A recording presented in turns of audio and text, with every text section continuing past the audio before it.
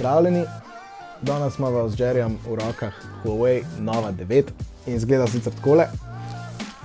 Mene samo zanima, če je ta telefon tudi na znotraj toliko lep, kakor na ven. Gremo si ga pogledati. Huawei Nova 9 je izjemno lahka in tanka naprava, zadnja stran je matirana in ne pušča nobenih prstnih odtisov. Barva, ki jo trenutno vidite v mojih rokah, žal ni na voljo v Sloveniji, da se pa dobiti črno različico te naprave. Poleg tega lepega finiša vidimo na zadnji strani izrez za kamere, o katerih bova več povedala kasneje.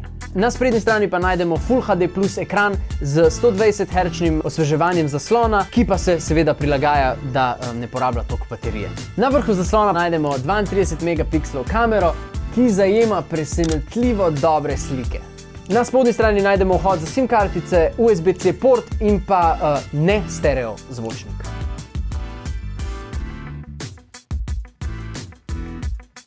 Huawei Novo 9 poganja Snapdragon 778G, ki pa ne omogoča 5G povezave. Prav tako ima telefon 4300 mAh baterijo, ki vam brez problema zdrži čez cel dan, z neko zmerno uporabo seveda. Telefon se polni s 66 W s priloženim chargerjem, wireless charginga pa na žalost na tej napravi ne najdem.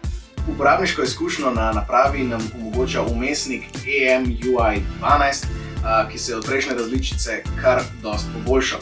Na Huawei-evem App Galleryju je veliko več aplikacij kot v prejšnji različici in tudi aplikacij, ki jih ne najdemo tukaj, jih brez problema na Petrol Searchu kar samo zazna in vse, kar nas loči do uporabe teh aplikacij, je par klik. Kar se tiče same uporabniške izkušnje na Novi 9, telefon je hiter, odziven, tudi nimam nobenih pripomb, sem pa dobil ene par oglasov na mestih, kjer jih nisem pričakoval.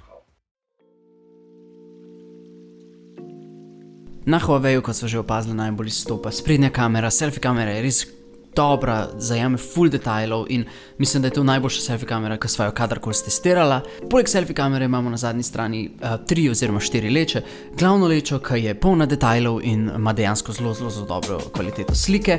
Ultra wide leča, katera zajame malo manj detajlov in ni ena izmed najboljših ultra wide leč, ki jih vidimo. In pa seveda makro lečo, ki pa je zdaleč to, kar bi hotel. Overall imajo slike Huawei-ev barvni profil, na katerega je mnogo ljudi že navajenih in mislim, da tudi letošnji model ne razočara. Če vam je tale telefon všeč in bi radi v njemu izvedeli še kaj več, ga najdete na Telekomovi e-trgovini. Hvala za ogled, mi pa se tako kot vedno vidimo v naslednjem.